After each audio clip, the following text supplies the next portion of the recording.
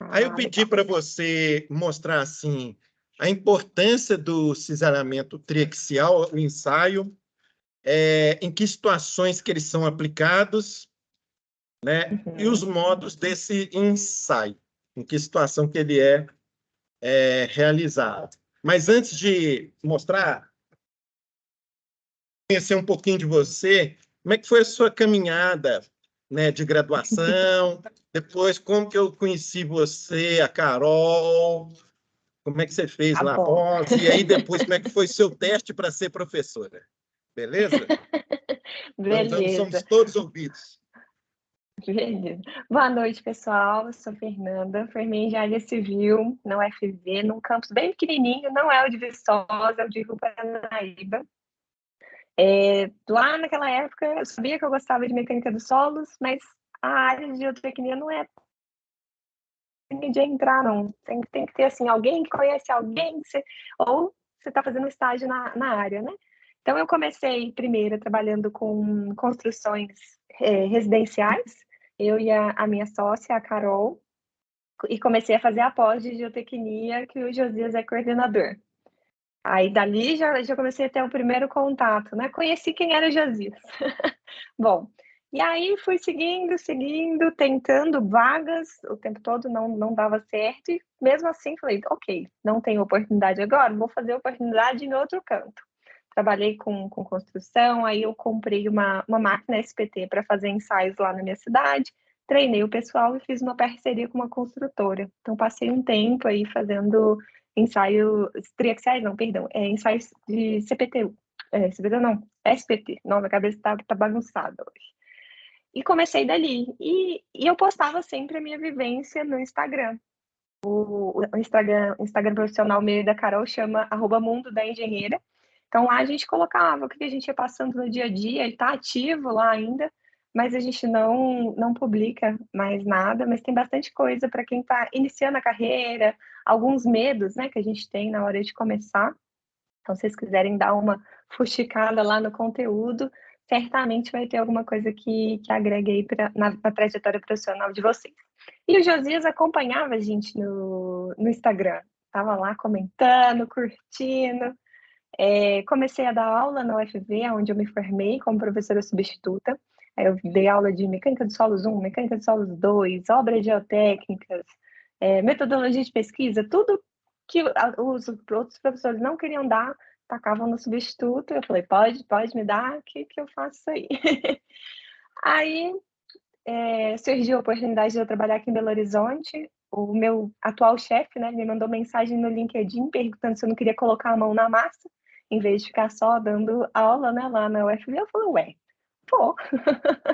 Aí eu comecei a trabalhar aqui em Belo Horizonte na BVP, Geotecnia. Hoje é uma projetista, né, a gente faz projetos Mas de túneis de peraí, você rejeito, pulou fundo, aí, ó. BET. Você estava O quê? desistindo do Brasil, Fernanda. Você estava Ah, desistindo do Brasil e indo para o Canadá, ué. verdade. Verdade. Na época que eu estava dando aula no UFV, eu comecei a procurar alguns programas de mestrado, que eu queria fazer mestrado, mas não estava dando certo aqui no Brasil, fui caçar fora. E aí arrumei um orientador lá no Canadá, na Universidade de Alberta, ele topou me orientar, comecei a fazer todos os trâmites, né, tradução juramentada, e vai rios de dinheiro para traduzir esses documentos. Só que veio pandemia, foi em 2020, em março de 2020, né, a pandemia veio, e eu ia para lá em setembro de 2020. Aí o professor falou assim, Fernanda, espera até janeiro de 2021, que aí você vem. Só que 2021 estava pior do que 2020, né? Começou a ficar caótico. E aí eu já comecei a trabalhar na BVP, conversando com o pessoal do trabalho. Falei, Fernanda, tenta fazer um mestrado aqui mesmo, vamos ficar por aqui, o doutorado você vai para fora. Eu falei, tá bom, vou aproveitar aí essa experiência de trabalhar, né, numa projetista. Eu comecei a trabalhar lá em maio de 2020, larguei o FV e me dediquei só para a BVP e para a empresa que eu tinha na minha cidade, que era ainda de obras residenciais, aquela que eu tinha começado lá no início, ainda tinha obra tocando junto. Aí a empresa lá da minha cidade eu tive que fechar, porque não estava dando tempo de conciliar, e me dediquei somente à BVP. Aí, de repente, surgiu o Josias falando, você não quer dar aula na pós? Não. Eu falei, o quê? eu acabei de formar, vou dar aula para o pessoal que às vezes até é mais velho que eu, né? O que eu tenho de idade, a galera tem de experiência. Não, vai ser online, vai ser legal, você leva jeito, tá. Aí tá, então vem fazer uma aula teste. Falei, beleza. Na época, o meu chefe lá da BVP também dava aula na pós da PUC. E aí não é que o Josias me arruma uma aula teste com ele e com o meu chefe lá da BVP, eu tive que dar aula para 2 chefes ao mesmo tempo. Eu falei, ou dá tudo certo ou dá tudo errado. Bom, deu certo, né? Tô aí na PUC até hoje, então tá indo. Fico lá na pós-graduação com mecânica dos solos e continuo ali na BVP. Só a empresa mesmo de construções residenciais que eu tive que abrir mão, porque não dá para fazer tudo ao mesmo tempo. Agora, acho que eu não esqueci de nada não, né, Josias? Não, então, só a Carol, né? A Carol ficou para a MRV. A Carol, que era minha sócia lá naquela empresa na cidade de São Gotardo, ela também gostava de geotecnia, também fez a pós, mas ela acabou seguindo, né, as construções, agora lá na MRV, trabalhando com obras um pouquinho maior do que a gente estava acostumado, né, trabalhar lá em São Gotardo.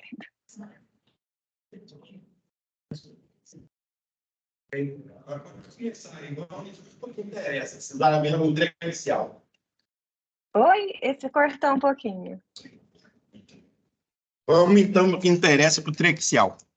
Vamos lá. Bom, pessoal, tô lá no LinkedIn, se vocês quiserem acompanhar por lá, tô lá. Se quiserem me acompanhar no Instagram também, tô lá, eng.fernandayMatarazzo. Posto algumas coisas de geotecnia, comportamento de solos e rejeitos, e estou introduzindo aí a inteligência artificial em algumas coisas da rotina, né? Que eu estou buscando ferramentas para facilitar o que eu faço hoje. Então, se vocês quiserem dar uma conferida... Você faltou o detalhe, que você está fazendo mestrado, aprende piano e japonês, né? Como você consegue, não sei, né? Não dá conta, tá? Tá o caos. A gente tenta equilibrar todos os pratinhos, mas acho que tem uns pratinhos caindo por aí. As aulas de japonês estão ficando um pouquinho de lado, o teclado tá aqui, ó, paradinho do meu lado, vira e mexe, eu dou mexidinha nele, mas mais leve.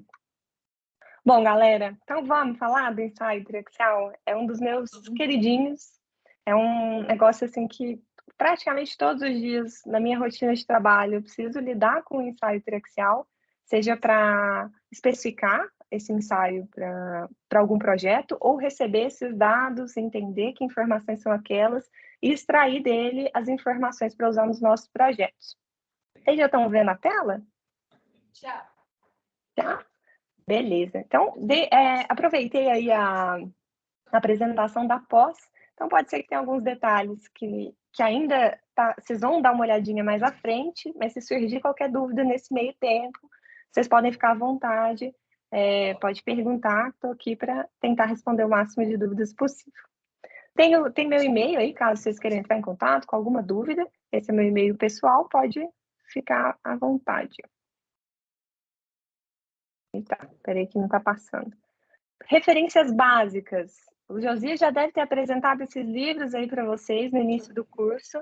E saiu mais um novo aí recentemente, lançou esse ano, em abril, um livro que estava faltando aí na nossa biblioteca geotécnica, que fala exatamente dos ensaios de cisalhamento. Então, fala cisalhamento direto, o DSS, né, que é o cisalhamento de corte simples, e o triaxial bem detalhado. E a gente não tinha nenhum livro brasileiro que pegasse esse tema e destrinchasse. Então, tá bem novinho aí, bem atual. Recomendo bastante para uma leitura complementar. E a nossa programação hoje é falar um pouquinho de como funciona, né, esse ensaio de compressão triaxial, as fases que envolvem a execução do ensaio, então a parte da amostragem, saturação do corpo de prova, a fase de adensamento e, por fim, a fase de cisalhamento. Como que a gente recebe esses dados, como que a gente identifica os tipos de ensaio. Então, nos tipos de ensaio, a gente vai falar dos 3 mais comuns, que é o adensado e não drenado, ou CID, o adensado e não drenado, que é CIU, e o não adensado e não drenado, que é o U. Tem outras modalidades, né, de execução do ensaio, mas os mais rotineiros são esses 3. Então, a gente vai ficar um pouquinho neles, mas saibam que tem outros. Então, se algum dia alguém perguntar e precisar, tem outros ensaios também. O ensaio de triaxial, ele é o ensaio mais completo que a gente tem na atualidade em questão de controle, né, de amostra. Então, a gente consegue impermeabilizar totalmente a amostra, porque vocês viram no cisalhamento direto, a amostra é colocada numa caixa, né, bipartida, que é colocada lá no equipamento. Lá, a gente não consegue ler os efeitos, né, de poropressão, não consegue ter certeza se a drenagem está acontecendo, se a fase de adensamento lá no corpo de prova também está acontecendo de forma efetiva. A gente não tem esse controle. A gente espera um tempo, né? Se a gente fazer um cisalhamento direto lento, entende que a gente está dissipando as poropressões. Se a gente fazer um ensaio de cisalhamento rápido, a gente não está dissipando, né, essas poropressões. Aqui no triaxial, a gente tem certeza, né, que das poropressões que são geradas e da água, né, que está saindo ali do nosso corpo de prova. Então, a gente tem controle absoluto da drenagem e a medição também da poropressão. No videozinho que está aí rolando, o operador está mostrando para a gente como que prepara, né, esse corpo de prova. Esse corpo de prova pode ser de uma amostra indeformada, retirada lá em campo, um bloco que é talhado, né, aquele prismático, né, 30 por 30 por 30, ou aquelas amostras retiradas em profundidade. A gente tem alguns equipamentos que extraem essa amostra em profundidades maiores, né, que é o amostrador do tipo Shelby ou Denison. E daqui a pouco a gente chega, né, em toda essa preparação. Mas o ensaio triaxial, o equipamento dele é mais completo, né? Então, a gente coloca essa amostra da forma que está mostrando aí no vídeo, né, na câmara triaxial, e depois essa câmara triaxial é preenchida com água. Essa água vai ser responsável por pressionar nosso corpo de prova em todas as direções de forma igual. É o que a gente chama, né, de adensamento hidrostático. A gente vai aplicar uma carga e vai ter a fase ali de adensamento. Não sei se vocês estão familiarizados com o termo adensamento, mas quando a gente expulsa a água ali dos vazios do nosso solo, a gente põe uma pressão e essa aguinha ela vai saindo ali dos nossos vazios. Então, a gente aplica uma tensão nessa água e ela distribui ali no nosso corpo de prova cilíndrico. A gente chama o ensaio de triaxial, mas na verdade a gente está trabalhando apenas com duas tensões principais, né? Sigma 1 e sigma 3, tensão principal maior, tensão principal menor. O sigma 2, que é a nossa tensão média, vai ser igual ao nosso sigma 3, porque o nosso corpinho de prova ele é circular. Se a gente tivesse um corpinho de prova prismático, a gente poderia, às vezes, variar, né, a carga em uma das direções, mas esse não é o caso aqui no nosso ensaio triaxial. Okay? Então, Então, eu acabei de a amostra... destacar aí, Fernando, um minutinho aí, destacar para eles ali, por que a gente não fala tanto no sigma 2, eu vi que seu slide aí está bem representado, que o sigma 3 é igual ao sigma 2 e é igual à tensão confinante, que é a pressão que a água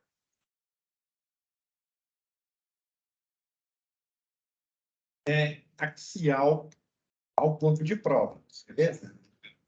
Aqui, então, aqui, ó, sigma, está bem pequenininho, sigma 2 é igual ao sigma 3 e é igual à tensão confinante. E essa tensão confinante é que está em todas as direções aqui, axial ao eixo do corpo de prova, beleza? Aí, seguindo aí, Fernando, que o slide aqui, ele aparece as letrinhas bem pequenininhas, eu ampliei a imagem, mesmo assim ainda fica pequena. O senhor consegue dar a apresentação? E agora, melhorou? Aí, ó, aí ficou bom. É isso aí. Então, vocês estão vendo, né? Sigma 2 igual ao sigma 3, porque o nosso corpo de prova ele é circular. Então, quando a gente coloca a tensão na água, essa água está envolvendo, né, esse corpo de prova, acaba que essas duas tensões elas são iguais. Então, a gente trabalha aí com sigma 1 e sigma 3.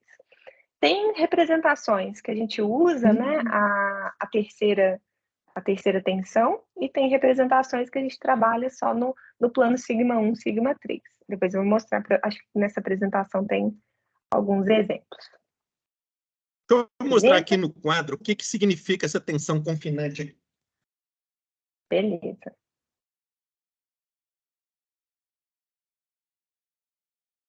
O cisalhamento direto, nós vamos usar assim, um talude, porque eu não estou sujeito a tantas tensões lá de base. Mas numa barragem, por exemplo, A 2 é de baixo.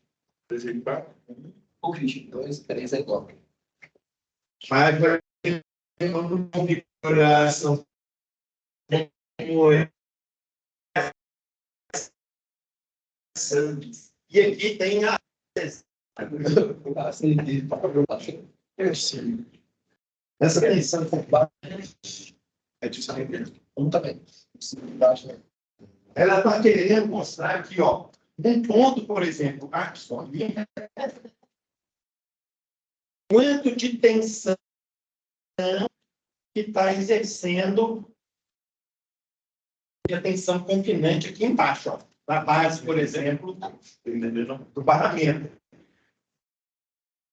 Então, essa água, ela vai em alta pressão, comprimindo ali, corpo de prova em todas as direções, simulando nesse ponto aqui, que está sobre muitas tensões. Aqui é 3, e o outro lá que vai exercer o solo, o sigma 2. Esse sigma 3, como ela falou, é igual ao sigma C, e é o de confinante. Aí ela vai mostrar como que faz essa tensão confinante. Ah? Mas eu três. Oi? Então, 2 não é igual a 3. Ah, é. Não estou vendo o que está no quadro. Quadro aí eu mostrei assim, então, para eles entenderem que a confinante está querendo representar ponto que está sobre muitas tensões, por exemplo, lá no maciço de um barramento. Beleza? Pode seguir, então, para a gente, por favor. Beleza. Então, a gente separa o ensaio triaxial em algumas etapas. A primeira delas é a moldagem do nosso corpo de prova, depois a gente passa para a fase de saturação, depois adensamento e cisalhamento. A gente vai passar por cada uma das etapas, mas antes, lembra daqueles termos que eu falei, CIU, CID e UU, que era questão de adensamento ou não drenado, drenado? Eles têm a ver com essas duas fases aqui, adensamento e cisalhamento. Se eu permito o adensamento, eu venho com a letrinha C, de consolidado. Ou seja, apliquei a tensão confinante, né, em torno do nosso corpo de prova e expulsei a água dali. Então, meu corpinho de prova ele teve uma variação de volume. Expulsei a água, nossos vazios diminuíram, nossos grãos se aproximaram. Se eu não tenho essa fase de adensamento, ele vem com a letrinha U, de não consolidado. A segunda letra é referente à drenagem no cisalhamento. Se eu permito a drenagem, ou seja, durante o cisalhamento eu vou fazer ele de forma lenta, vou colocando carga, aí gera, né, uma reação ali da água que está dentro do nosso corpo de prova, eu espero ela dissipar, espero ela sair do meu corpo de prova. E aí eu tenho a letra D, de drenado. Se eu não tenho drenagem, é U.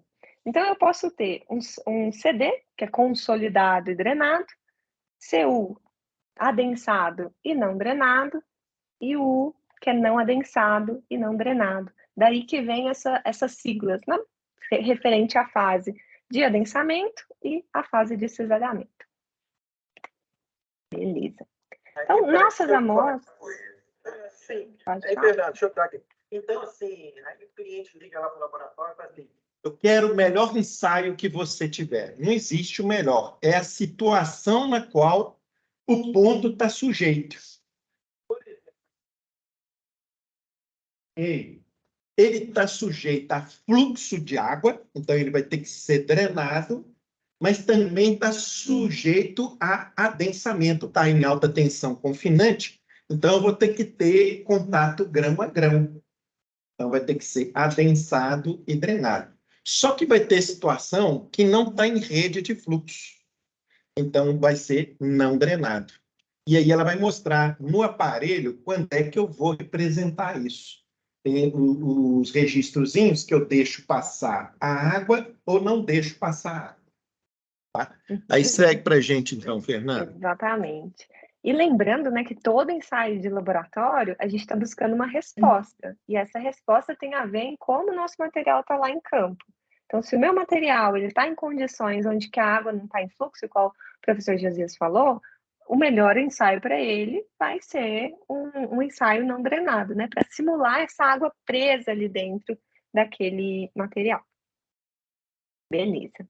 Então, para levar esse material para o laboratório, a gente pode levar amostras indeformadas, sendo elas de amostrador em profundidade, que é o caso dessa primeira imagem aqui que eu estou mostrando para vocês. As amostras vêm nos amostradores padrões do tipo Shelby ou Denison. Então, a gente vai lá em, por exemplo, 5 metros, 10 metros de profundidade, vem com uma sonda e retiro ali um tubo daquela amostra.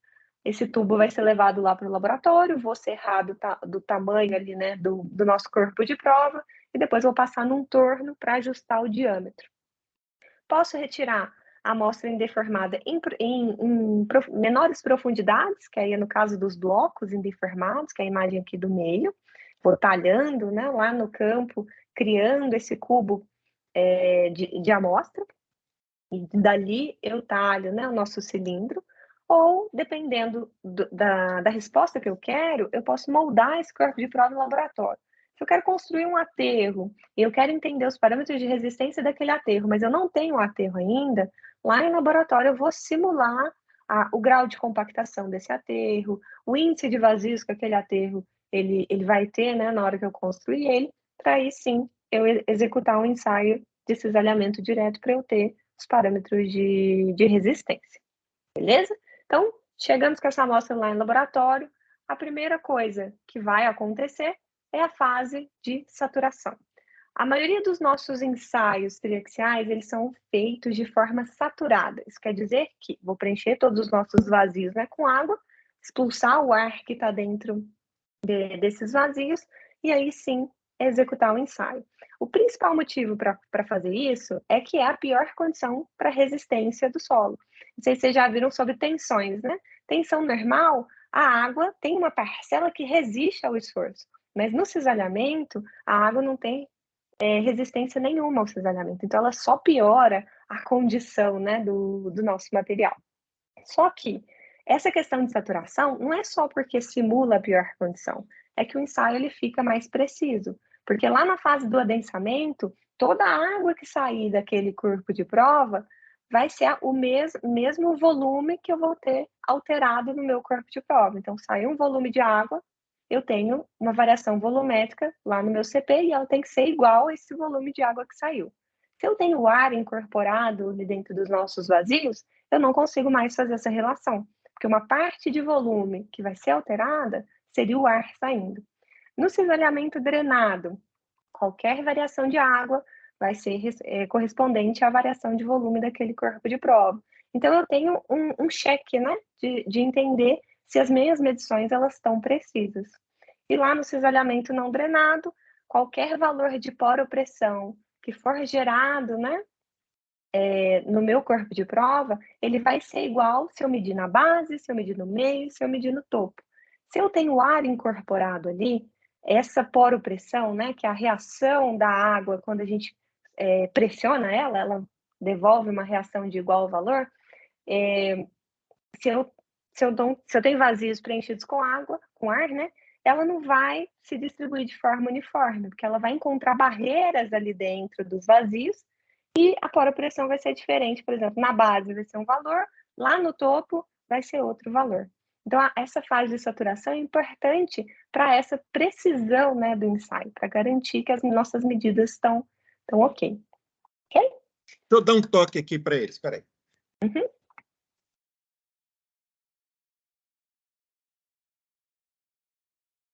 Que tenha a rede de fluxo, vamos imaginar que não tenha núcleo. Então, vai ter uma rede de fluxo passando aqui. E ela está passando por muitos dias. Então, aqui já não existe espaço vazio ocupado pelo ar. Ela está sem a presença de ar.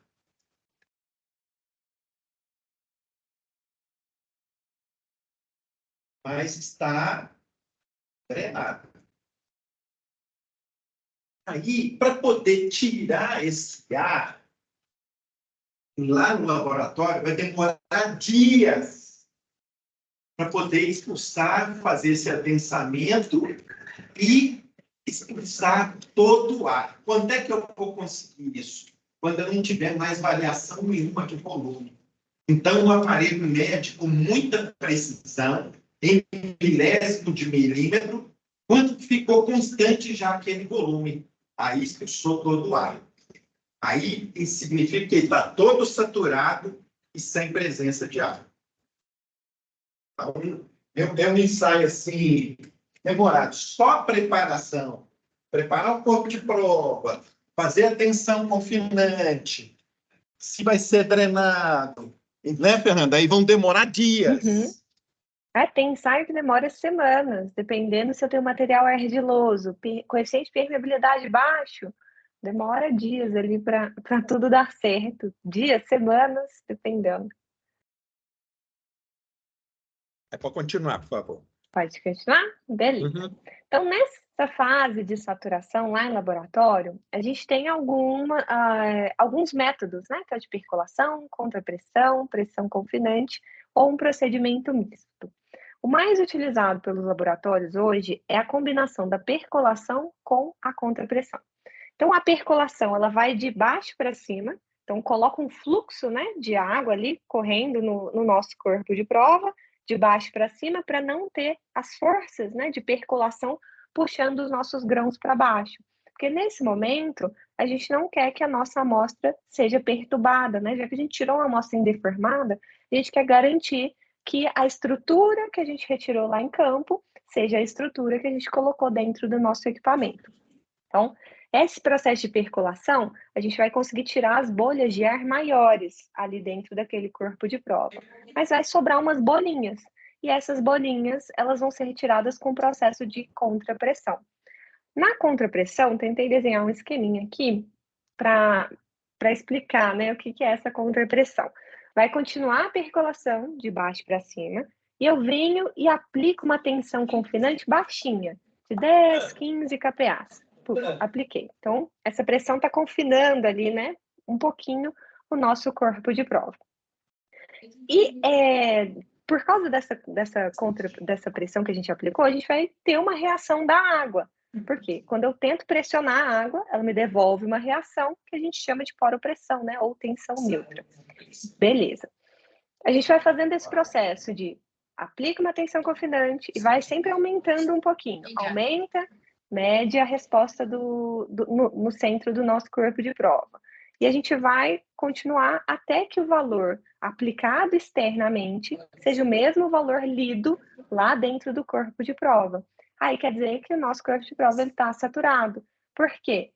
A poropressão ela vai se distribuir de forma igual, porque os nossos vazios estão interconectados com água ali dentro. Então, a água ela vai ser responsável por transmitir essa tensão. Beleza? Então, aí, quando o valor, né, de carga aplicada externa for igual ao valor de poropressão medida lá dentro do corpo de prova, nosso corpo de prova está saturado. A gente tem um parâmetro que chama parâmetro B de Skempton, que a gente utiliza para verificar se esse processo ele foi feito de forma correta. Então, ele nada mais é do que essa variação de poropressão que eu estou lendo, né, dentro do meu corpo de prova, dividido pela variação de tensão confinante que eu estou aplicando na parte externa. Quando ele é igual a 1, quer dizer que minha variação de poropressão é igual à minha variação de tensão confinante. Então, o corpo de prova, 100% saturado. Só que nem todos os ensaios vão chegar aí nesse parâmetro de B igual a 1. A gente assume que a 0,95 ele já está ok. Maior do que 0,95 a gente já considera esse corpo de prova saturado. E a gente tem um gráfico aí de Black and Lee que relaciona a consistência desse material com o teor de saturação, o grau de saturação, com o nosso parâmetro B. Então, a gente tem 4 linhas, vou colocar o ponteiro. A primeira linha refere-se a um material mole, um soft, um material médio, um material duro e um material muito duro. Os materiais muito duros, eles precisam de parâmetros B menores para chegar em graus de saturações altos. Então, às vezes, você recebe o ensaio e o seu parâmetro B está abaixo desses 95% que é o usual. Aí você vai dar uma olhadinha, antes, né, de cancelar o ensaio e pedir para fazer de novo, você vai dar uma olhadinha na consistência do seu material para ver, ó, meu material é mole, meu material é duro, meu material é médio, para ver se é coerente a resposta que ele está tendo em relação à variação de poro-pressão, né, e parâmetro B durante o ensaio. Aí, nessa fase de saturação, ela é controlada por esse parâmetro B. Acima de 95, os ensaios estão ok. Abaixo disso, é bom a gente ter uma cautela antes de cancelar o ensaio, né? Verificar a consistência do material. Beleza. Depois da saturação, o corpo de prova está lá dentro da câmara, a gente vai fazer o processo de adensamento, que é expulsar a água ali dos vazios. Então, eu vou pressionar meu corpo de prova, ou seja, vou aplicar aquela carguinha, né? Que é o sigma 3, que é igual ao sigma 2, que é o nosso sigma C, que é a tensão confinante, para pressionar ele e conseguir expulsar a água dali. Então, eu vou ter uma variação de volume nessa etapa. Vou confinar ele. E por que eu quero fazer essa fase de confinamento? Porque eu quero representar as tensões que ele está submetido lá em campo. Porque em determinadas condições, a gente tem uma fundação que hoje ela não tem uma carga sobre ela. Mas às vezes eu vou vir com um aterro aí de 100 metros de altura.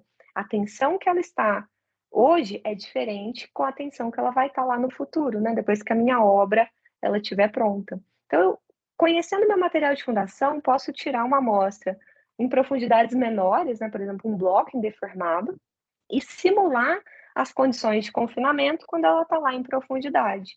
Então, lá na aula de tensões, vocês viram como que calcula tensão normal, né? Que é o peso específico do material, vezes a espessura, né, de material que está acima do ponto que a gente está analisando. Aqui nessa fase de adensamento, é similar. A gente vai entender qual que é a carga que está sobre o nosso material hoje e simular ela lá no laboratório, nos corpos de prova, de um material que não está submetido a essa carga hoje. Entenderam? Tudo tranquilo até aqui? Entenderam aí, gente? Pode seguir. Pode seguir? Então tá bom. Assim como vão ter condições que a nossa tensão ela vai estar distribuída de forma desigual na fundação. Então, vão ter partes da fundação que ela vai ser mais solicitada, porque eu estou colocando um carregamento maior, que é o caso desse sigma 1 aqui, que a maior altura do meu aterro está sobre esse ponto, enquanto que nas bordas ali do meu aterro, se for o mesmo, né, considerando que é o mesmo material de fundação embaixo aqui, tudo dessa estrutura, aqui eu vou estar recebendo cargas menores. Então, com essa variação de tensões de adensamento, né, tensões confinantes, eu consigo simular desde o início da minha obra, né, quando eu vou subindo o carregamento, até o seu estágio final, que seria o carregamento máximo, né, que esse material ele vai estar submetido durante sua vida. Beleza? Eu lembrei de comentar com eles assim, dentro do cilindro onde vai o corpo de prova, passou rápido aquele videozinho lá mostrando a preparação dele. Essa água que está confinando, eu fico surpreso assim, o cilindro, ele está sujeito ali, o cilindro de acrílico que a gente vê, a pressões altíssimas. Então, isso coloca uma fita super resistente de fibra para ele não explodir, porque ele está pressionando para dentro o corpo de prova de solo. Mas essa água não pode entrar lá dentro do solo. Tem que controlar o fluxo de baixo para cima, mas nos furinhos que tem. E na lateral não entra, adivinha como que ele impermeabiliza esse corpo de prova? Com uma camisinha. Duas, né, Josias? Duas. Duas para ser John Tex, pode ser. Então, ele impermeabiliza.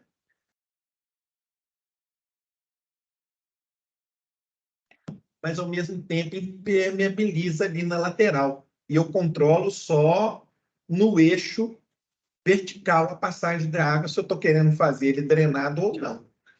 Beleza? Então, de novo, volto a falar assim, é um ensaio demorado e, por isso, o equipamento, vocês terem uma ordem de grandeza, é em torno assim, de R$1 milhão um equipamento como esse.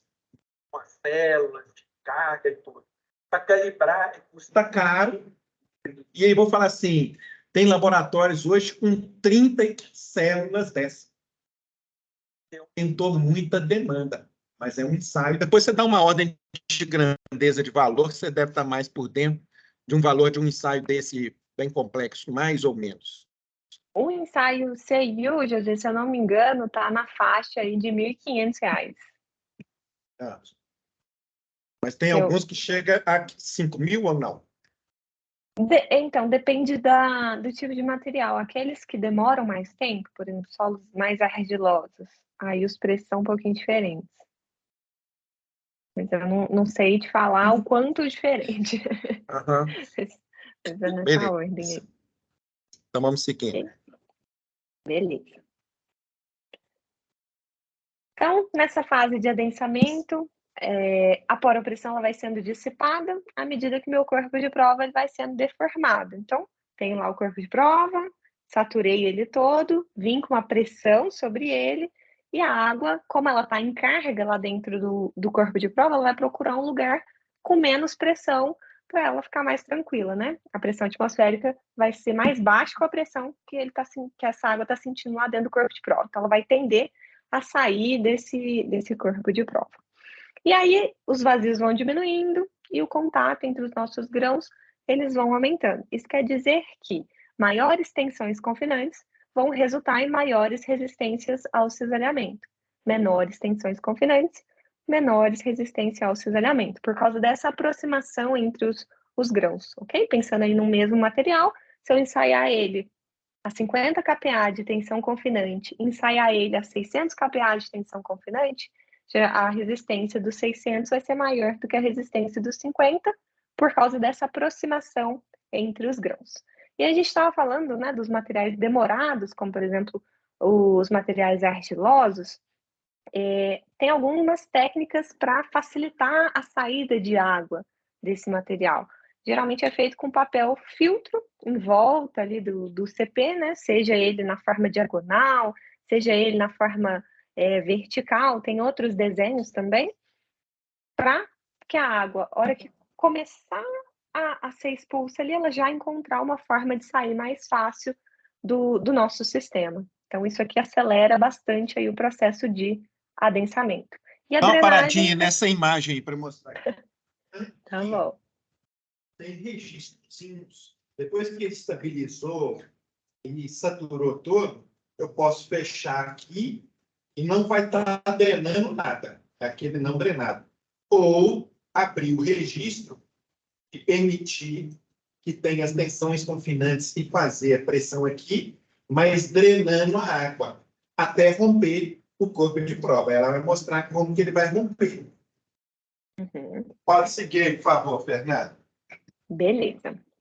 Lá no equipamento, a gente tem pedras porosas, tanto no topo, né, como na base. Só que às vezes elas não são suficientes para drenar de forma rápida, e por isso vem esses papeizinhos filmes aí para facilitar a drenagem, que antes ia ser só ou de cima para baixo, né, ou de baixo para cima, e ser pelas laterais também, como essa imagem aqui está mostrando para a gente.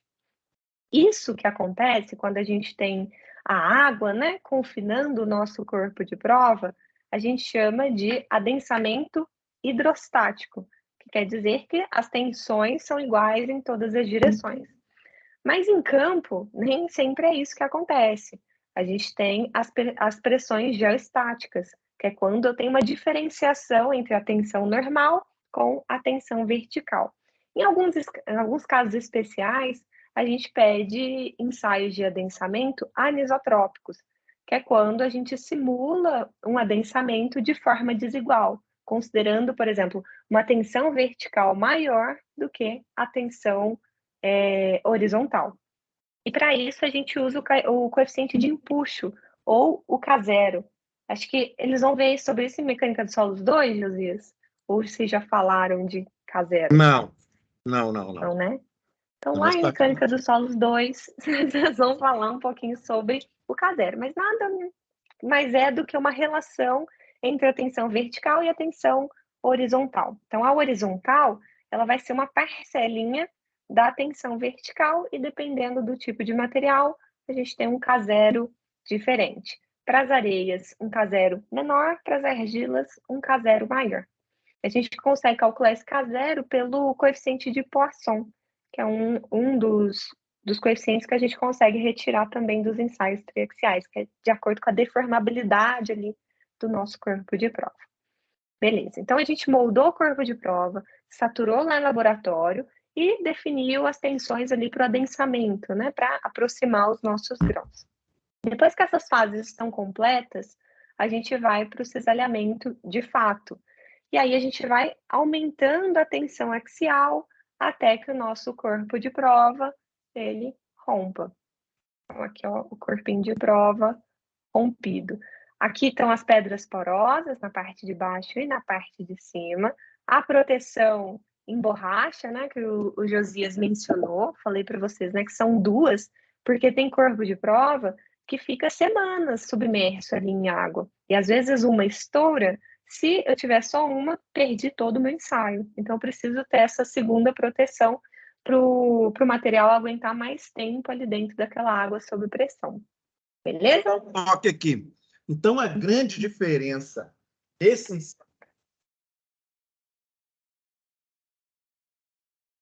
plano de cesariamento, que era a caixinha bipartida. Ele só vai romper naquele plano. Aqui, o solo escolheu o seu plano de cesariamento, dependendo da resistência que ele tinha a esse cesariamento. Então, esse ângulo aqui de cesariamento também nos dá informações sobre essa resistência. Então, prossiga aí para a gente, então, Fernando.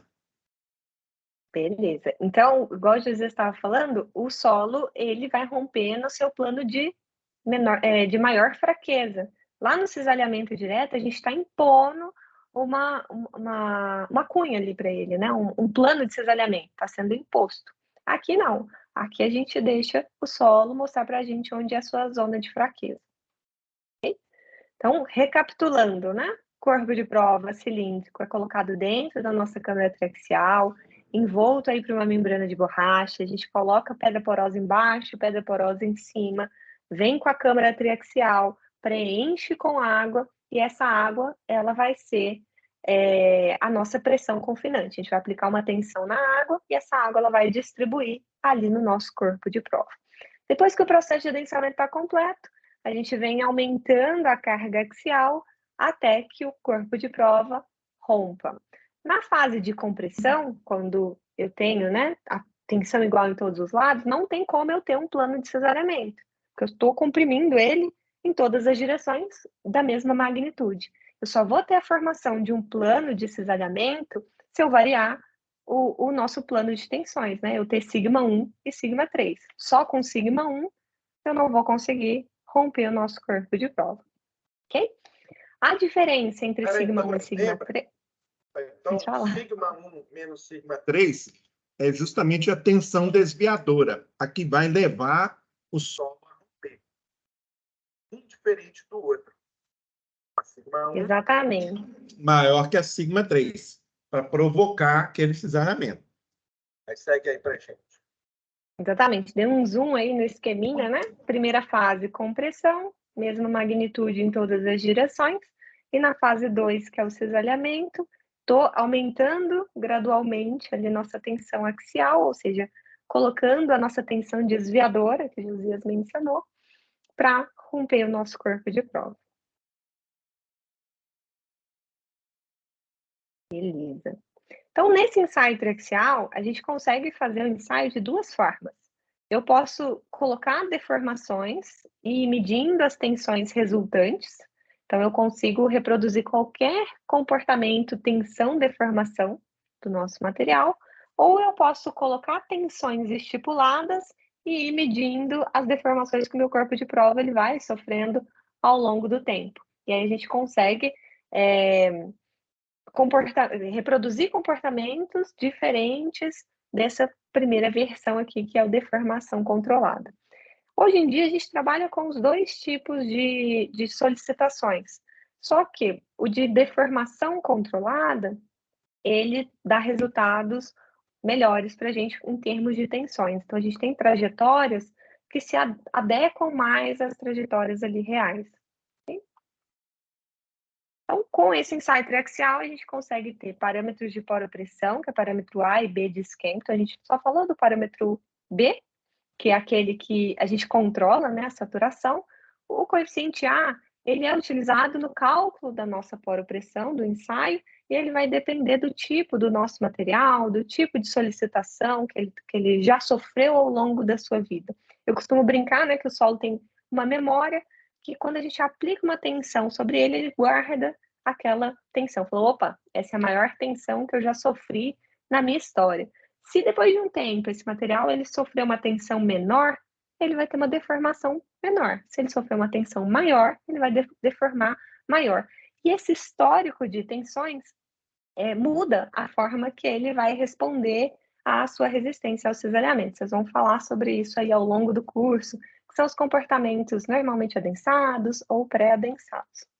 Bom, além disso, a gente tem os parâmetros de resistência, né? Então, coesão e ângulo de atrito, que a gente está interessado, e outros parâmetros como deformabilidade, né? Então, módulo de elasticidade, nosso módulo E, e o coeficiente de Poisson.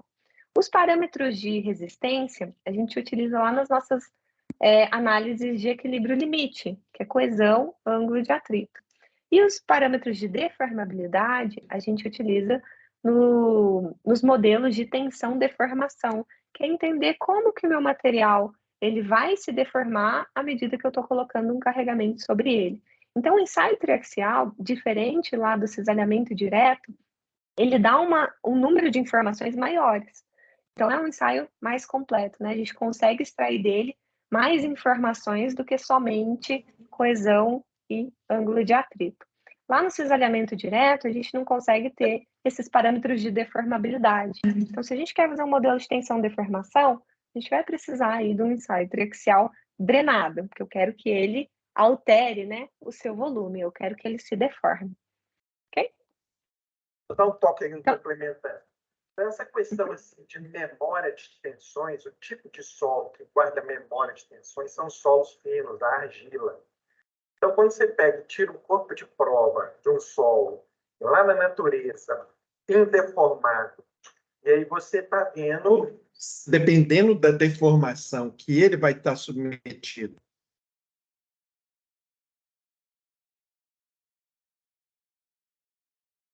já passou. Dá uma ideia sobre isso. Uhum. De tensões. Outro ponto que é importante, por exemplo, eu reforço muito lá na outra disciplina que é de geotecnia, é quando você está fazendo barramento de barragem. Argila. Então, se eu for fazendo compactação de camada atrás de camada e não der um tempo para essas camadas dissiparem tensões, depois, quando a água passar a primeira vez, ela vai reagir. Então, eu tenho que esperar um tempo de alguns dias, arrumar uma frente de serviço para que essas tensões se dissipem lá no contato grão a grão. Eu vou falar, a argila guarda esse histórico de tensões. Beleza? Então, pode seguir aí, Fernando. Beleza. Então, vamos começar a falar dos tipos de ensaio. Vocês lembram das letras, né, que a gente falou, né? CD, CU e U. CD, consolidado e drenado. Isso quer dizer que vou ter a fase de adensamento, ou seja, coloquei a tensão confinante, esperei a água sair do meu corpo de prova e tive uma deformação volumétrica desse corpo de prova antes de começar o cisalhamento.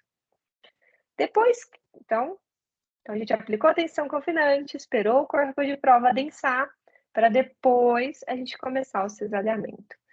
Quando a gente está aumentando a tensão axial, que é a fase do cisalhamento, a gente vai fazendo isso de forma lenta. Por quê? A gente aumenta um pouquinho, a água tem uma reação e a gente precisa esperar essa água sair para continuar esse acréscimo.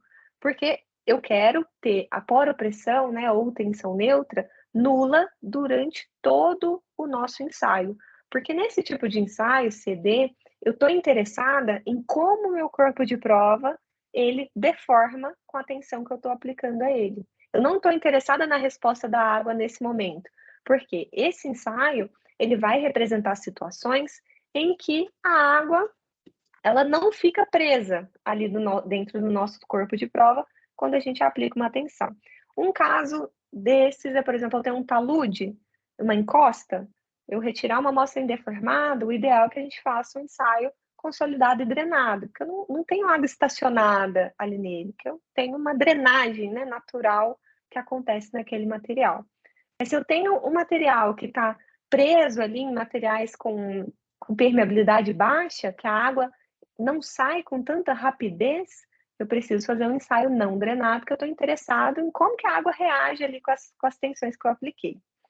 Então, esse ensaio CD, ele é conhecido como tipo S, ou slow, porque ele precisa ser lento de acordo com o material que ele está sendo ensaiado. Se eu estou ensaiando uma areia, coeficiente de permeabilidade alto, né, facilidade da água sair ali daquele material, vai ser um ensaio rápido. Mas se eu tenho uma argila, coeficiente de permeabilidade baixo, a água tem dificuldade, né, de sair desse material por causa das ligações físico-químicas, eu vou ter um ensaio mais lento. Ok? Então, o ensaio ele precisa ser tão lento quanto necessário for para a gente conseguir dissipar essa reação que a água tem ao carregamento. Beleza? Então, nesse ensaio, o nosso corpo de prova, no final dele, eu vou ter uma variação volumétrica. Isso quer dizer que eu vou perder um voluminho ali no finalzinho do cisalhamento. Meu corpo de prova não vai ter o mesmo volume quando ele começou. Isso gera para a gente gráficos interessantes. A principal diferença está nesse aqui, que é a variação volumétrica por deformação axial.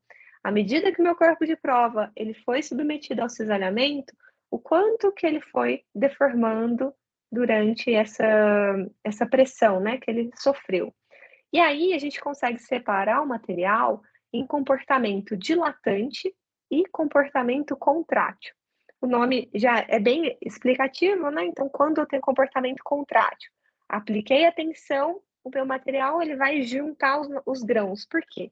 Eu estou num estado ali que eu tenho um índice de vazios alto e as minhas partículas têm espaço para movimentar ali dentro, se aproximando na hora do cisalhamento. Então, eu vou conseguir empurrar, né, essas partículas. Já quando eu tenho comportamentos dilatantes, quer dizer que meus vazios estão tão pequenininhos que para eu formar uma falha naquele corpo de prova, eu vou ter que abrir espaço entre os meus grãos e acaba subindo um grão ali sobre o outro para passar a nossa superfície de falha. E aí esse corpo de prova ele dilata. Os nossos problemas estão nos materiais contráteis, né? Porque quando eu perco volume, quando eu aplico uma carga, quer dizer que ele vai entrar ali num colapso. Enquanto que quando ele dilata, eu gero poropressões negativas, ou seja, tensões neutras negativas, que melhoram a resistência do material. Então, contrátil, poropressão positiva, porque os grãos, né, se aproximam, então a água que tem ali fica preenchendo todo o vazio, enquanto que comportamento dilatante, eu espaço mais meus grãos e eu fico só com um filetinho de água entre os grãos que me gera uma poropressão negativa. Vocês já falaram sobre círculo de Mohr com Josias? Sigma 1, nossa tensão principal menor vai ser a tensão inicial, né, de cada círculo de Mohr, e sigma 1, que é a tensão final, vai ser a nossa outra extremidade. Então, com esses dois valores, eu consigo traçar esses círculos que mostram para a gente o plano de tensões, né, que o meu corpo de prova ele foi submetido ao longo do ensaio.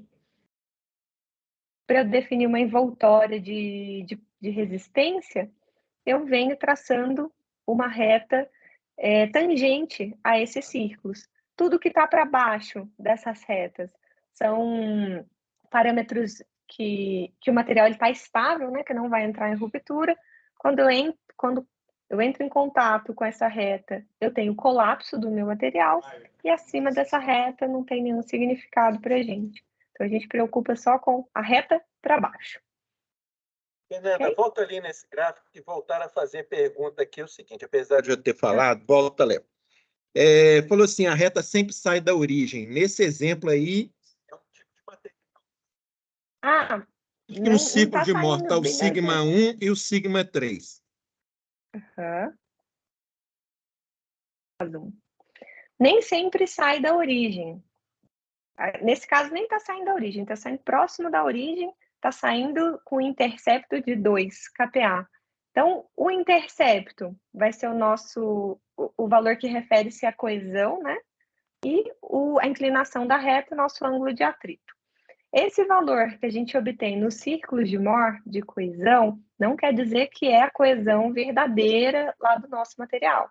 Ele é um ajuste matemático, né, do plano Moore-Coulomb, para a gente definir os parâmetros de resistência. Então, a gente precisa avaliar se esse valor de intercepto desse ajuste matemático está coerente com o tipo de material que eu tenho.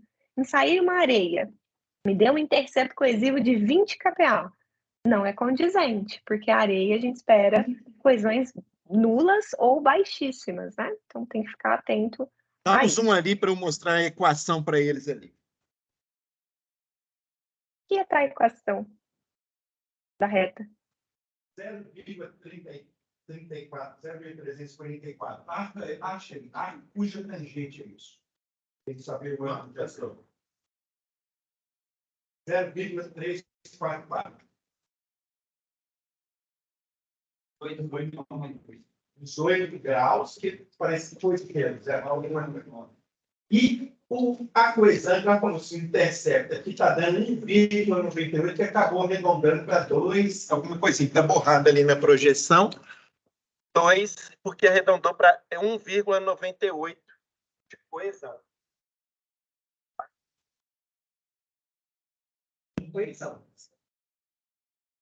Pode seguir para a gente, então, Fernanda. Pode seguir. Esse material que eu estou mostrando os resultados... Eles viram assim, abaixo da reta tem significado, são as tensões que mantém o solo estável. Acima dela não tem significado, porque já rompeu se tiver algum ponto ali em cima. Voltando a falar, então, a reta é um limite entre as tensões. Isso. A reta é o critério de Moore-Coulomb, né? Que define ali o quanto meu material ele vai resistir de tensões. Porque nem sempre o material rompe quando eu tenho a maior cisalhamento imposto sobre ele, e sim pelo par de tensões, né? Tensão normal que está aplicada e a tensão cisalhante. Então, aí a gente usa pelo menos 4 corpos de prova, ensaiados em tensões de confinamento diferentes. Então, por exemplo, naquela fase de adensamento, um corpo de prova foi ensaiado com uma tensão confinante de 100 kPa, o segundo de 200, o terceiro 400 e o quarto 800. Então, a gente vai aumentando, né, essa tensão confinante. Essas tensões a gente define de acordo com as tensões que a gente espera que o nosso material ele sofra lá em campo.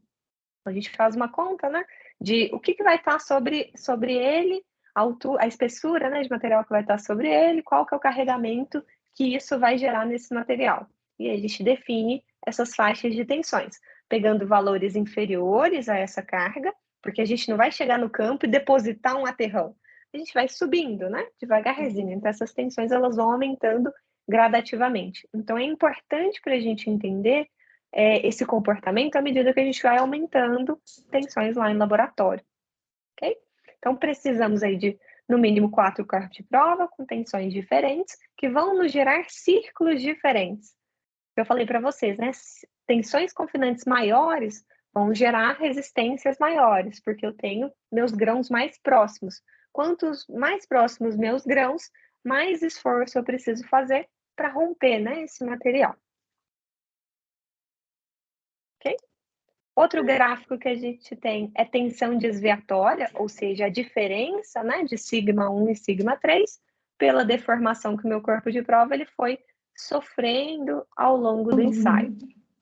Nesse caso aqui, o material ele foi submetido a 21% de deformação. E as mesmas tensões confinantes, né? 100, 200, 400 e 800, e cada uma gerou uma trajetória de tensões diferente. Ok? E às vezes eu não sei se você está falando alguma coisa, porque às vezes eu escuto picar. Não. Não? Pode seguir. Beleza. Beleza. Então, geralmente, o que vem para a gente do laboratório? Esses 4 gráficos, então, tensão, deformação, trajetória de tensões, daqui a pouquinho eu vou explicar para vocês o que é essa trajetória de tensões, vou deixar para o final, que a gente vê de todas juntas. Deformação volumétrica por deformação axial e um círculo de Mohr. Então, se eu bati o olho nesses resultados, eu sei que é um ensaio drenado, porque minha trajetória de tensões é uma reta, fazendo um ângulo aqui de 45 graus com origem, porque eu não tenho influência da poropressão. Deixa eu até escrever aqui já adiantando um pouquinho.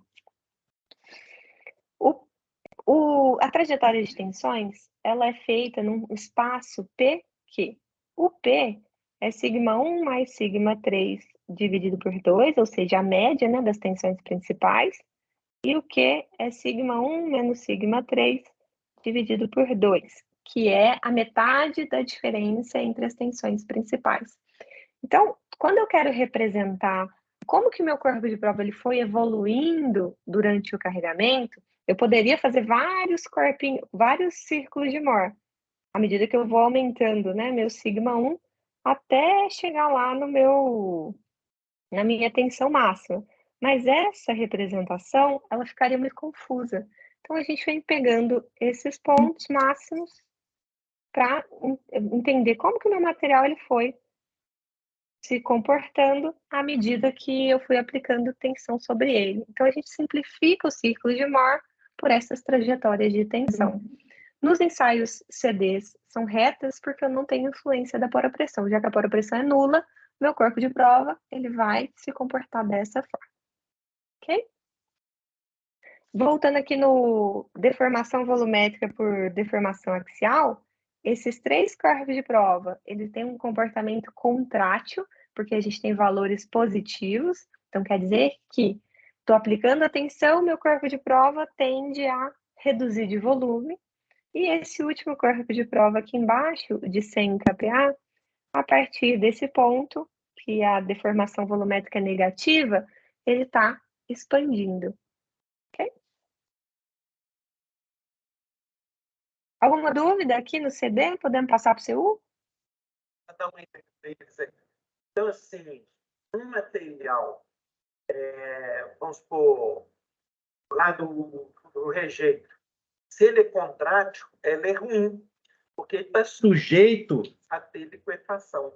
Então, é um dos condicionantes: saturado, não adensado, fofo e contrátil. Que aí eu vou perder contato grão a grão. Ao mesmo tempo, num pavimento de uma rodovia, eu tenho um material expansivo, é ruim. E quando aparecer uma presença de água abaixo do asfalto, ele vai expandir e vai trincar o asfalto. Então, isso aí é ruim. Então, cada caso é um caso. Beleza? Pode seguir, então, para a gente. Beleza. Lá no ensaio CU, a primeira fase vai ser igualzinha à fase do ensaio anterior, né, do CD, porque vem com a letrinha C, quer dizer que eu tenho a fase de adensamento. Então, vou aplicar a tensão confinante, vou esperar o corpo de prova adensar, né, reduzir de volume, aproximar os grãos, expulsando a água ali daquele sistema. Então, tem a torneirinha aberta nessa fase. Na fase de cisalhamento, eu venho, fecho a torneira, não permito que a água saia mais e vou romper esse corpo de prova. E à medida que eu vou rompendo ele, com a aplicação mais rápida ali da tensão, para eu gerar uma reação dessa água, eu vou medindo essa reação da água, que é meu valor de poropressão ou tensão neutra. Então, esse ensaio, ele indica para a gente a resistência não drenada em função, né, da tensão de adensamento. Se a gente mede as poropressões, a gente consegue trabalhar com os parâmetros tanto em termos de tensão total, quanto em termos de tensões efetivas. Lá na aula de tensões, vocês viram que tensão total é igual a tensão efetiva mais poropressão. Se eu tenho o valor da poropressão e o valor da tensão total, né, que é o que eu estou aplicando de forma axial, eu consigo chegar no meu valor de tensão efetiva, que é aquela resistência do esqueleto do solo. Então, a estrutura do meu solo resiste a essa tensão. A tensão total, ela incorpora a água ali dentro daquele sistema, ok? E aí, os gráficos que a gente obtém desse ensaio tem uma carinha um pouquinho diferente dos gráficos anteriores.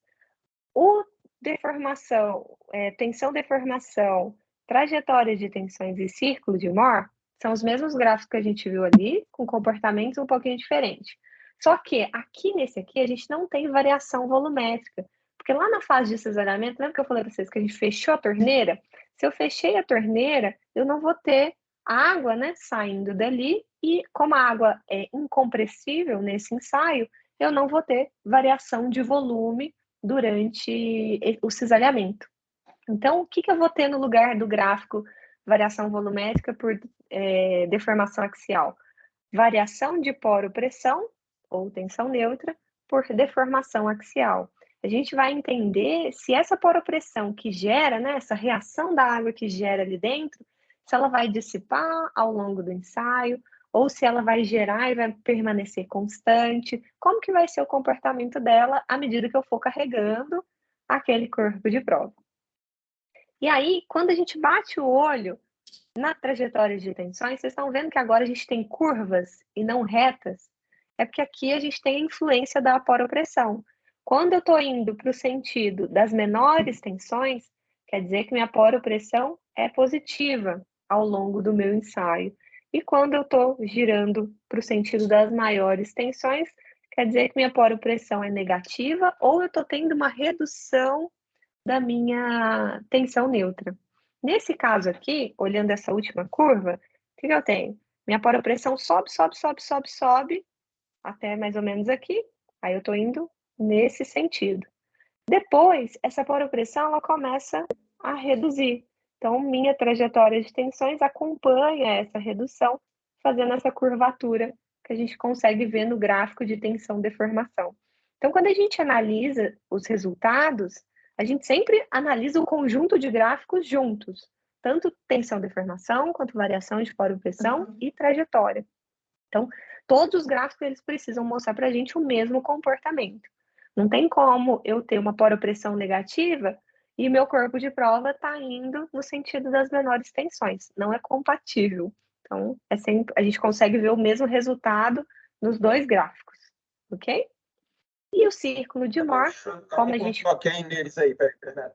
Pode falar. Então, assim, essa variação de poropressão é super importante. Então, assim, lá na realidade, eu vou colocar piezômetros e vou estar medindo ao longo do tempo esse comportamento. Então, recentemente, fui, assim, numa barragem, e aí ele tem piezômetro lá, fazendo leitura online, minuto a minuto, e com interpretação a cada hora. Aí pode variar. Nesse momento, assim, poropressão positiva, por que é ruim? Porque a tensão efetiva é tensão total menos a poropressão, aquele Mi.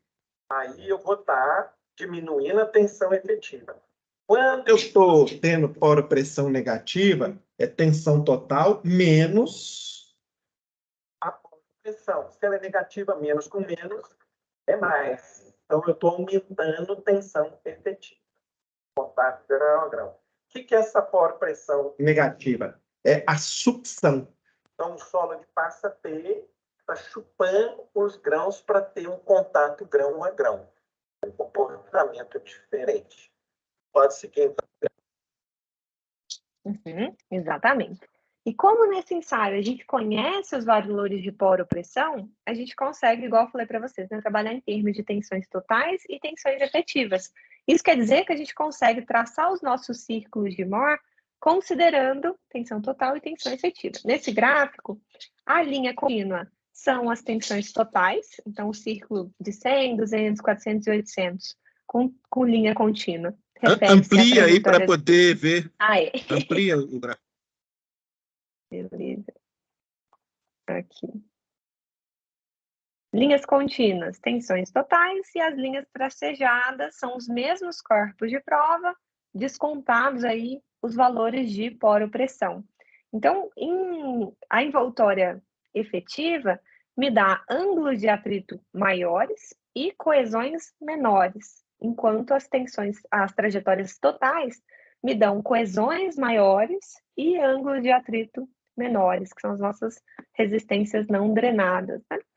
Então, o ângulo de atrito ele fica penalizado porque eu tenho a reação da água ali afastando um grão do outro, né? Não tendo aquele contato grão a grão. Beleza? E aqui a equação refere-se, né, àquela equação da tensão de cisalhamento, igual do slide anterior. Deixa eu só voltar a caneta aqui. Ah, não dá para eu escrever. Mas é.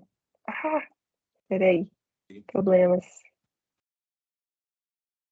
Que é o tal, né, de tensão cisalhante igual ao intercepto coesivo, mais tensão normal, vezes tangente do ângulo de atrito. Aqui é o nosso coeficiente angular, que refere-se a essa parte. Aqui é o nosso intercepto, que é o intercepto coesivo. Deixa eu dar zoom aqui de novo. Ok? E o x, né, é a nossa tensão normal aqui no gráfico. Oi? Ela pode seguir. Pode seguir? Beleza. Ok. Não é porque o trem está passando, pode seguir. Trem tá passando? Aí passa trem? Do lado aqui da sala, minha filha, é. Ah! Não sabia. Trem. Locomotiva e vagões mesmo, né? Ah, tá. É trem. É trem de mineiro, não. É trem real. Eu pensei, será que a apresentação tá passando sozinha, atrasada? Então é o trem. Ok. Entendido o C e o U? Ah, a letrinha I, aqui entre o C e o U, quer dizer que foi um adensamento isotrópico, ou seja, as tensões foram iguais em todas as direções. Se está sem a letrinha, pode ser um ensaio anisotrópico, que aí eu tenho a diferença, né, da tensão vertical da horizontal. E, por fim, a gente tem um ensaio não adensado e não drenado. Então, a gente não permite a drenagem, né, quer dizer, a saída de água em nenhuma das etapas. Então, moldei meu corpo de prova, saturei, apliquei a tensão confinante, mas eu não vou dar tempo dessa água sair. Eu já vou vir aumentando, né, a tensão axial para romper o nosso corpo de prova. A gente tem velocidades padronizadas para acontecer esse acréscimo, mas é um ensaio que é feito, né, de forma mais rápida. Então, nesse caso, a gente não conhece as tensões efetivas nem na fase de adensamento, porque a gente não deixou a água sair, né? A gente não deixou nossos grãos se aproximarem, e nem durante o cisalhamento. A gente não conhece como que se distribuem as tensões efetivas. Então, esse ensaio a gente só trabalha em termos de tensões totais. E, nesse caso, independente da nossa tensão confinante, quando a gente desenha o círculo de Mohr, o círculo ele vai ter a mesma magnitude, ele vai ter o mesmo raio. Ele só vai deslocar, né, para a direita à medida que eu vou aumentando a nossa tensão confinante. Isso se meu material estiver saturado. Aqui, a gente não tem, então, nem gráfico de variação de poropressão, nem de variação volumétrica, porque eu não tenho essas duas etapas nesse ensaio não consolidado e não drenado. A gente tem a tensão deformação, a gente tem trajetórias de tensões totais, e a gente tem os nossos círculos de Mohr com o mesmo raio. E aqui, como tem o mesmo raio, quando eu traço, né, uma tangente a esses círculos, eu tenho uma horizontal, né, paralela aí com o nosso eixo X. E aí, quer dizer que o nosso ângulo de atrito é igual a zero e que a nossa resistência ao cisalhamento vai ser igual ao nosso intercepto coesivo. E aí a gente chama esse parâmetro de resistência não drenada do material, ou SU. e o U. E a trajetória, como a gente também não tem as leituras, né, de poropressões, elas são retas, mas a diferença com o ensaio C e D é que não vai mais fazer um ângulo de 45, vai ser um ângulo um pouquinho menor. Beleza? Ok. Então, para a gente resumir esses 3 tipos que a gente viu. CD, ensaio slow, mas porque ele precisa ser lento, de acordo com o material que a gente está ensaiando. Se a gente ensaia um material fino, o ensaio vai ser demorado. Se eu ensaio um material arenoso, esse ensaio vai ser mais rápido. Então, a torneira, né, de drenagem, ela vai estar aberta tanto na fase de adensamento quanto na fase de cisalhamento. Vou permitir que a água saia o tempo inteiro. Quer dizer que a poropressão é nula durante todo o ensaio e eu vou trabalhar em termos de parâmetros efetivos, que vão ser iguais aos parâmetros totais. No ensaio CU, que é adensado e drenado, a drenagem ela só vai ser permitida na fase de adensamento. Na fase de cisalhamento, fechei torneira, comecei a aplicar a tensão, e aí a água vai mostrar para a gente uma reação, né, a esse carregamento. E eu vou medir essa reação, que é a medida de poropressão ou tensão neutra. Conhecendo esse valor, né, de poropressão, eu consigo trabalhar tanto em termos de parâmetros totais, quanto em termos de parâmetros efetivos. No ensaio U, do tipo rápido ou quick, é aquele que eu apliquei tensão confinante, não deixei a água sair e já vim cisalhando o meu corpo de prova, também não deixando a água sair. Então, é como se a torneirinha fosse ficar fechada durante todo o ensaio. A poropressão é medida durante o ensaio, mas eu não conheço a distribuição das tensões efetivas. Então, eu só consigo trabalhar nesse ensaio em termos de parâmetros totais. Beleza? Aproveitando que vocês já falaram, né, sobre o ensaio de cisalhamento direto, tem uma figurinha lá do artigo do Olson, de 2008, que mostra, durante a geração, né, de uma cunha de ruptura, quais trechos são melhores reproduzidos por qual tipo de ensaio. Então, o ensaio de compressão triaxial, ele representa bem o início da formação da nossa cunha, que é quando o plano de cisalhamento está inclinado, né? No inicinho ali da formação.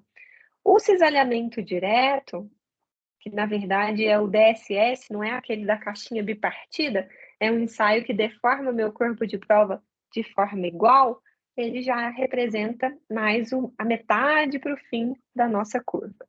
E o ensaio de tração triaxial, a gente não utiliza muito na prática, pelo menos não nas obras que eu trabalho, porque sempre os nossos carregamentos estão comprimindo, né, o material, refere-se à saída ali da minha cunha, que é quando eu estou formando aquele estufamento, né, no pé, quando o meu material está saindo.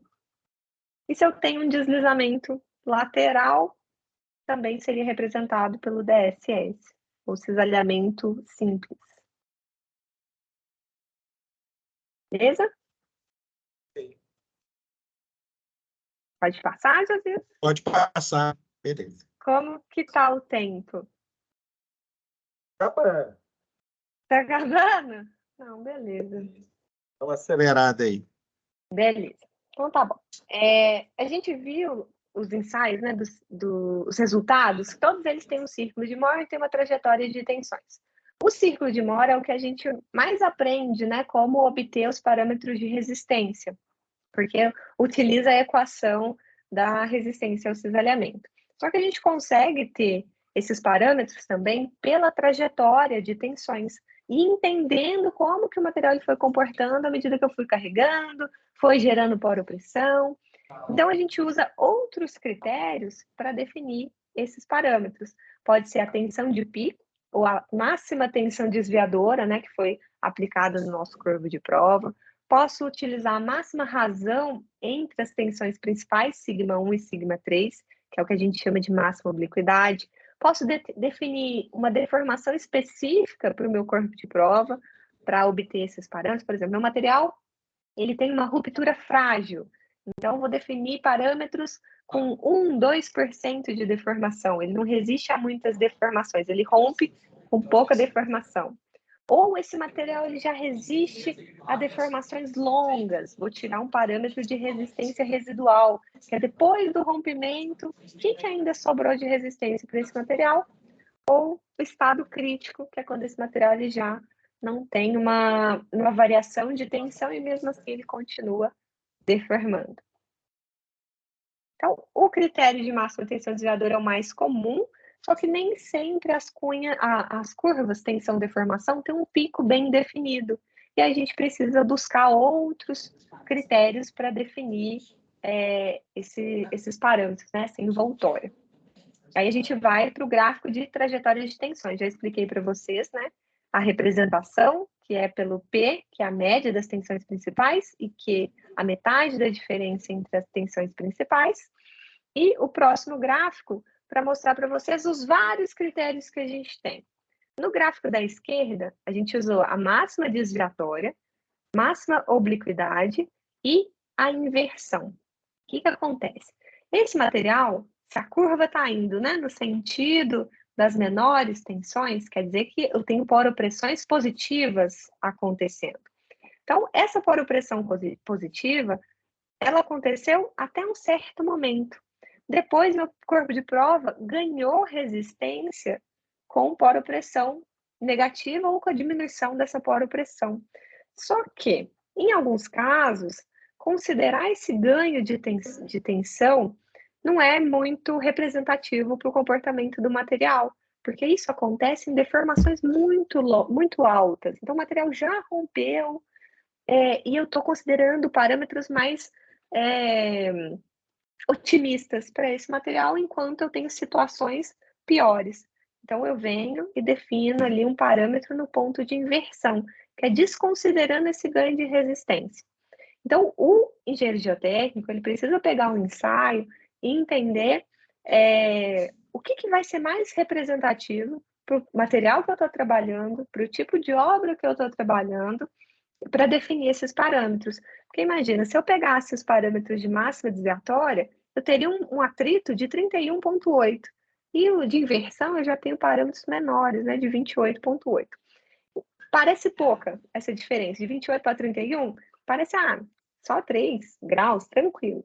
Mas dependendo da situação que o meu material está imposto, esses 3 graus fazem muita diferença. No sentido de, uma me dá fatores de segurança dentro do preconizado para a norma, e o outro me dá parâmetros abaixo do preconizado pelas normas ou pelas legislações.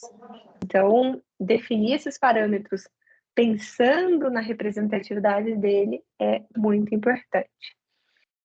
Nesse caso aqui da direita, eu já não tenho um material com esse comportamento preocupante, né, de poropressão positiva. Aqui os meus materiais têm poropressão negativa, ou seja, eles estão aumentando ali a minha resistência. Então, acabou que os critérios que a gente adotou nessa análise foram muito similares, né? Eles não tinham grandes perdas de resistência ao longo do carregamento, nem comportamentos que mostrassem para a gente alguma fraqueza antes, né, de atingir aqui. Eles estão sempre ganhando resistência. Então, aqui foi mais tranquilo, né? Os 3 critérios que a gente adotou, máxima desviatória, máxima obliquidade e uma deformação específica que a gente escolheu 10% para ser representativo do material, coincidiram aí para envoltórias muito parecidas. Mas tem casos que os critérios adotados diferem muito um do outro. E aí vai do engenheiro, né, definir qual é o parâmetro mais representativo para o material. Jesus, tinha tanta coisa para falar aqui, mas vou terminar por aqui a apresentação. Aqui, deixa eu ver. Eu tinha. Vamos visualizar o C. Cadê o C? Você vai pôr mais algum slide aí? Não vou não. Eu vou tirar a tela aqui. Beleza. Aqui. Deixa eu fazer uma foto aqui perto da Fernanda.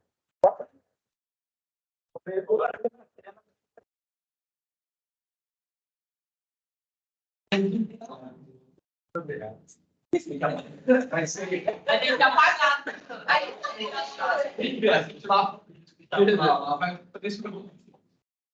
Vai estar vê aqui se consegue aparecer. O seu celular. Vamos ver se é filmado. Tá vendo? Ó. faz um teste assim. Dá pra ver, dá pra ver. Dá pra ver, então. Olha aí, você que é o aluno favorito. Né? Ah, meu Deus, você é agora, tá doido. Vamos juntar aqui quem quiser. Só que alguém tem que bater a foto. José do seu aluno exemplar. Cristian. Mas você tá na frente da Fernanda, cara. Vou chegar pro lado um pouquinho. Não Assim. sei se ele chega no lado de cá, não. Mas né, já baixou ali. E aí, o que vocês acharam da aula da Fernanda? Tem coisa que a gente não conhece, né? Mas Ah, tem muita coisa que a gente não entende ainda, mas o que a gente já entende.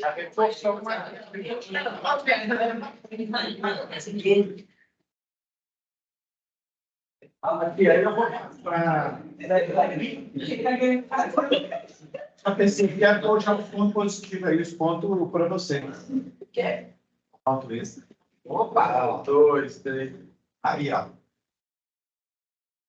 E quando o prof fica satisfeito, vai.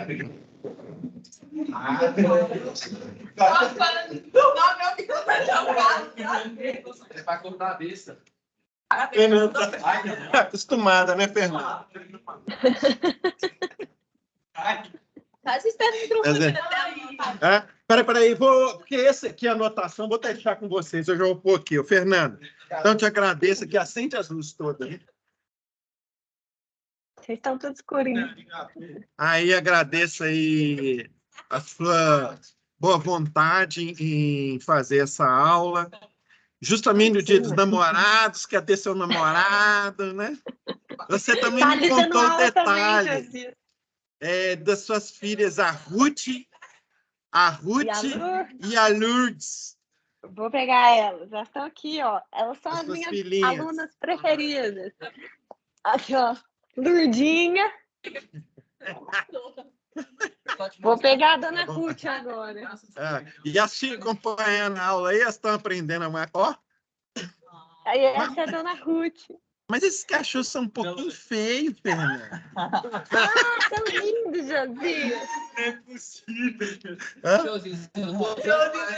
Linda. Inclusive, eles estragaram seu carro. Estufamento do seu carro. Falou, só vou anotar aqui para vocês ficarem com ela e estudar. Falou, Fernanda. Obrigada. Tá, tudo de gente, bom pra obrigada. você. Vão lá me acompanhar no LinkedIn, no Instagram. Vamos fazer uma post disso aí, bacaninha, beleza? Tá bom, tá bom. Me manda a foto depois. Beleza. Tchau, tchau, gente. Bom Tchau. descanso.